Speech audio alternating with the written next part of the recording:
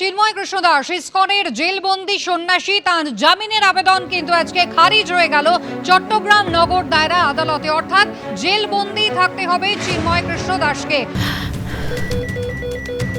ক্যান্সারে নেই আর ভয়, NCRI হবে এর জয়। আপনাদের ভরসা নেতাজি সুভাষচন্দ্র বোস ক্যান্সার হসপিটাল। 25শে নভেম্বর গ্রেফতারির ঘটনা ঘটেছিল চিন্ময় কৃষ্ণ দাসের। আজ তার জামিনের শুনানি ছিল, কিন্তু জামিন খারিজ হয়ে গিয়েছে চট্টগ্রাম নগর দায়রা আদালত অর্থাৎ নিম্ন আদালতে। তার আইনজীবী অপূর্ব ভট্টাচার্য সহ মোট 10 জনের টিম আজকে ছিলেন তারা আদালতে, সওয়াল জবাব করেন। তিনি এবিপি আনন্দকে জানিয়েছেন যে অতি দ্রুত হাইকোর্টে মুভ করবেন তারা এবং উচ্চ আদালতে আইনি লড়াই চলবে।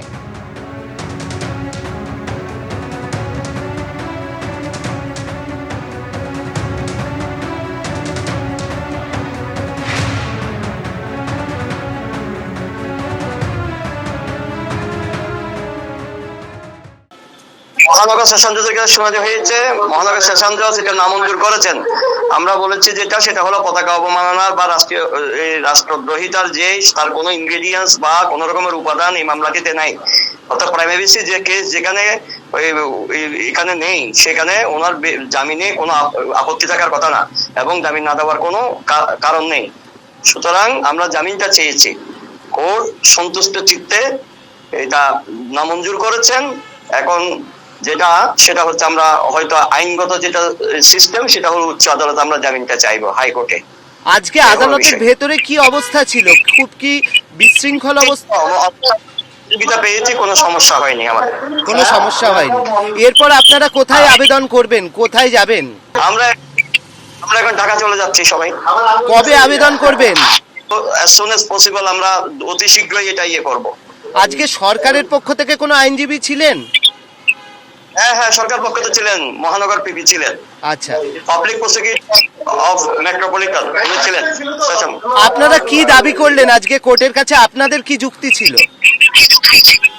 আমাদের যুক্তি ছিল এগুলো আদালতের কাছে আমাদের যুক্তি যেটা সেটা হলো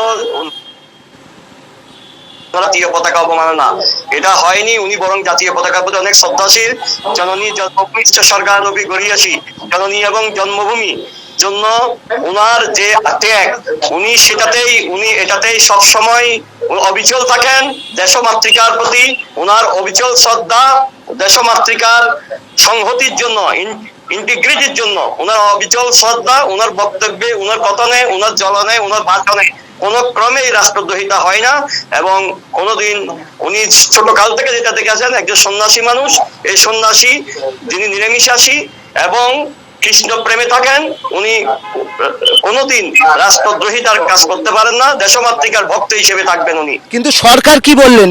সরকার থেকে কি অভিযোগ, মানে কি হচ্ছে শাস্তি যাবজ্জীবন কারাদণ্ড। এই পর্যায়ে এটা জামিন দেওয়াটা ঠিক হবে না, সম্মুখীন হবে না। বলছি সরকার কি বললো? এখনো কি তদন্ত শেষ হয়নি?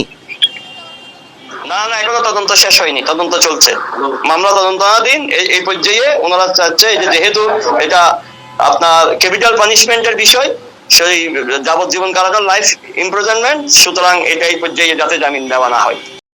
শুনলেন আইনজীবীর বক্তব্য। কথা বলবো আমাদের প্রতিনিধি রাজশ্রী দত্তগুপ্ত রয়েছেন আমাদের সঙ্গে। রাজশ্রী, তাহলে সেই 25শে নভেম্বর গ্রেফতার হওয়ার পর এখনো পর্যন্ত কিন্তু জেলবন্দি থাকতে হবে চিন্ময় কৃষ্ণ দাসকে, কিন্তু এখানে প্রশ্ন হচ্ছে ইউনূস সরকারের যে ভাবনা চিন্তা এখনো পর্যন্ত আমরা দেখতে পাচ্ছি, তাতে কোথাও কি আসার জায়গা রয়েছে যে বাংলাদেশ হাইকোর্টে গেলেও সত্যি কি সুবিচার পাবেন চিন্ময় কৃষ্ণ দাস?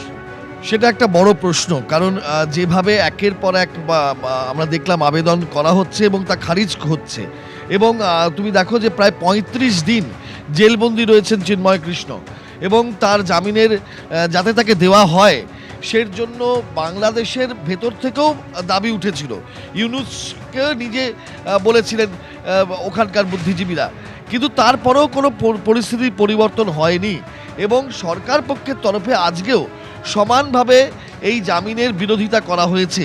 শুধু তাই নয়, আজকে আদালতের যে পর্যবেক্ষণ যে রাষ্ট্রদ্রোহিতার শাস্তি হচ্ছে যাবজ্জীবন কারাবাস, ক্যাপিটাল পানিশমেন্টের কথা বলা হয়েছে, তো সেই প্রেক্ষাপট দেখে আজকে পর্যন্ত যে অবস্থা, তাতে কিন্তু চিন্ময় কৃষ্ণের জামিনের আবেদন হাইকোর্ট পর্যন্ত গেলে কি হবে সেটা কিন্তু একটা বড়সড় প্রশ্নচিহ্ন রয়েছে।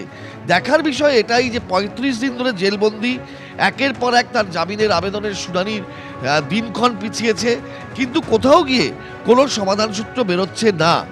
বারবার আজকেও চিন্ময় কৃষ্ণের আইনজীবীরা বলেছেন যে তিনি একজন সন্ন্যাসী, তিনি নিরামিষে আহার করেন, তিনি কোনো রকমভাবেই বাংলাদেশের সরকারকে অপমান করা, বাংলাদেশের জাতীয় পতাকাকে অপমান করা এবং রাষ্ট্রদ্রোহিতার যে অভিযোগ তার বিরুদ্ধে রয়েছে তিনি কোনোটাই করেননি এবং সেটা মানে তারা যুক্তি দিয়ে প্রতিষ্ঠা করার চেষ্টা করেন, কিন্তু সরকার পক্ষের আইনজীবীরা সম্পূর্ণভাবে এটার বিরোধিতা করেন জামিনের, এবং তারা রাষ্ট্রদ্রোহিতার যে অভিযোগ তার বিরুদ্ধে করা হয়েছে সেটার সপক্ষে সওয়াল করেন। শেষ পর্যন্ত দুপক্ষের শুনানি শেষে বিচারক জামিনের আবেদন খারিজ করে দিয়েছেন। এবার প্রত্যেকের প্রত্যাশা, অর্থাৎ চিন্ময় কৃষ্ণের হয়ে যারা লড়ছেন, যে হাইকোর্টে হয়তো তারা সুবিচার পাবেন। মানে হাইকোর্টের কত দ্রুত তারা আবেদন করতে পারবেন, কবে তার শুনানি হবে সেইগুলোর উপরে নির্ভর করছে, এবং তারপরে হাইকোর্টের কি রায় আসে অবশ্যই সেদিকে সকলের প্রতীক্ষা থাকবে। কিন্তু কতদূর সুবিচার বা আদৌ তিনি জামিনে মুক্তি পাবেন কিনা সেটা কিন্তু একটা বড়সড় প্রশ্নের মুখে দাঁড়িয়ে রয়েছে। রাজস্বী, ধন্যবাদ।